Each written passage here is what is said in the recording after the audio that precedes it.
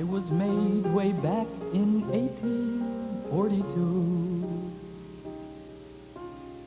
by a humble man, a real God-fearing Jew, who did his work with honesty, feeling and with pride. He was known in Kiev as young Killer the Scribe. With loving care, his hand so sure and still, he formed me with some parchment, ink and quill.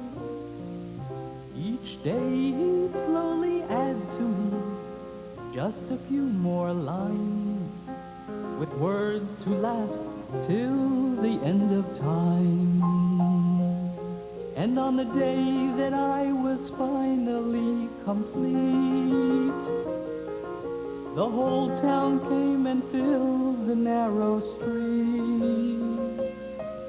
And they sang and danced and held me high and carried me away to the little wooden shul where I would stay.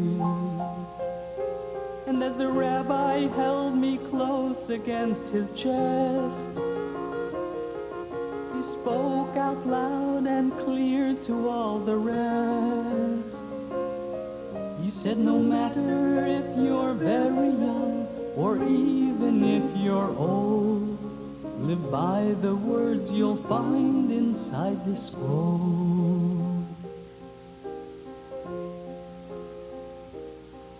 3 days a week they read from me out loud.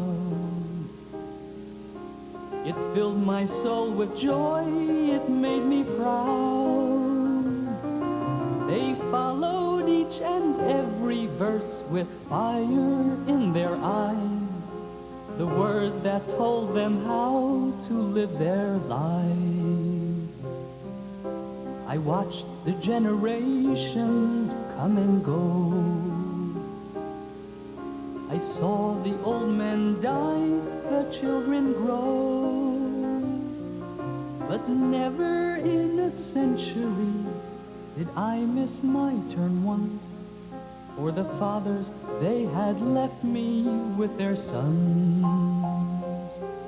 But the hatred from the west came to Kiev, and they rounded up the Jews who had not fled. But Moshe the Shamus, he was brave and he was bold. He hid me in his cellar, dark and cold. And for years and years I waited all alone for the people of my town to take me home. And they'd sing and dance and hold me high when they carried me away to my little wooden shul where I would stay.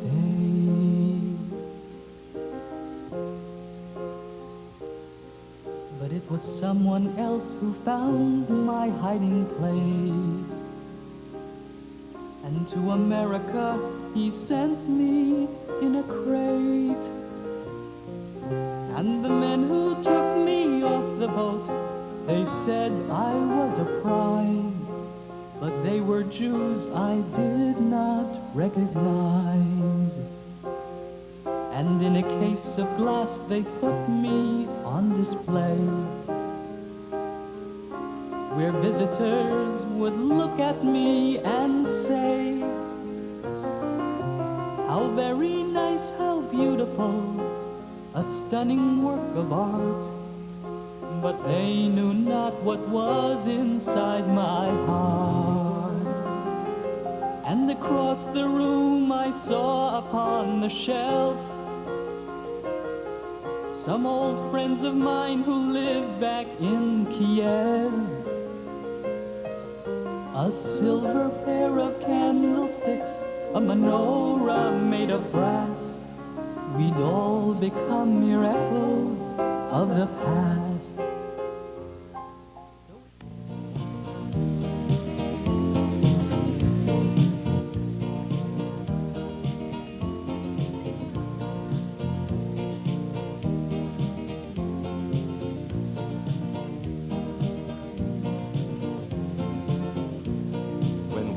young yeshiva boys way back in '65.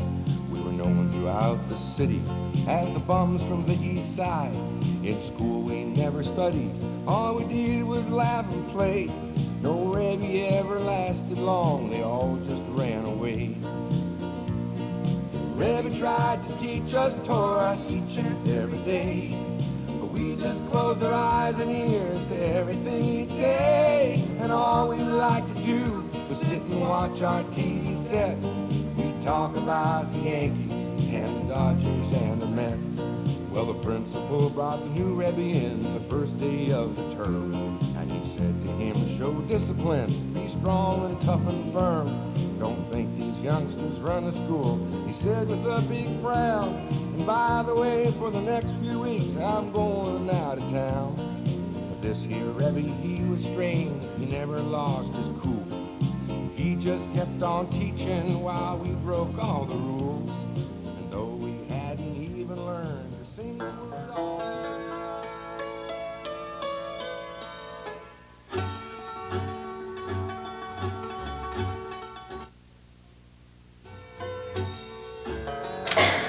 Okay. The third version of Pinchas begins talking about Hashem giving Pinchas an everlasting bond of peace and priesthood for saving the Yidden through his righteous act. However, even though Moshe really wanted to have that reward, he didn't end up getting it, even though he saved the Yidden repeatedly. This is because Pinchas did physical things to save them. He put his life in danger to save the Yidden. Moshe would daven for them, but his life was not actually in danger.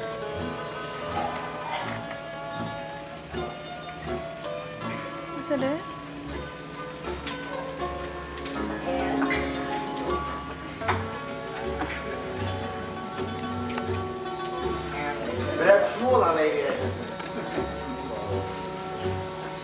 Well, I'm not going to speak about the spirituality. The rabbis have spoken of that. I'm going to give you a few points to remember. The first one from Shakespeare, and the rabbi has spoken of that in many more words than I can use. But above all, to thine own self be true. Remember that. I have spent most of my life as a scientist, and there are a few rules and regulations in science that I've learned in years, and I can only advise when you do an experiment, you must keep your eye on it. You know your objective, and you must follow through.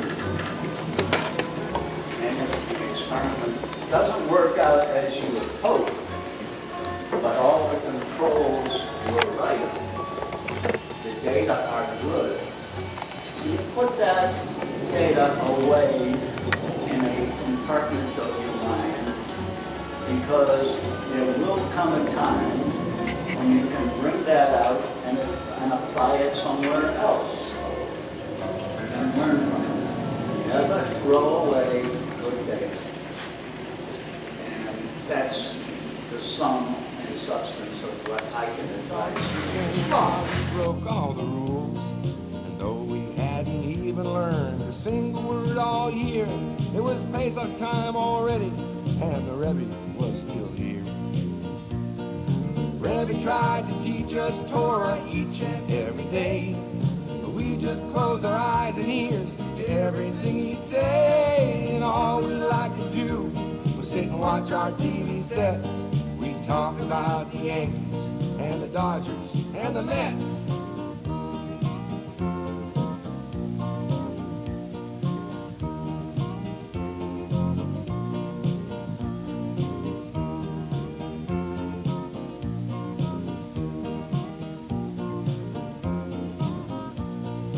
lost, but Omer came around. It was time to play that game. Against those boys from Brooklyn, how we prayed it wouldn't rain. All 9 of us got on the bus with our gloves and bats. Reddy also came along in his jacket, tie, and hat.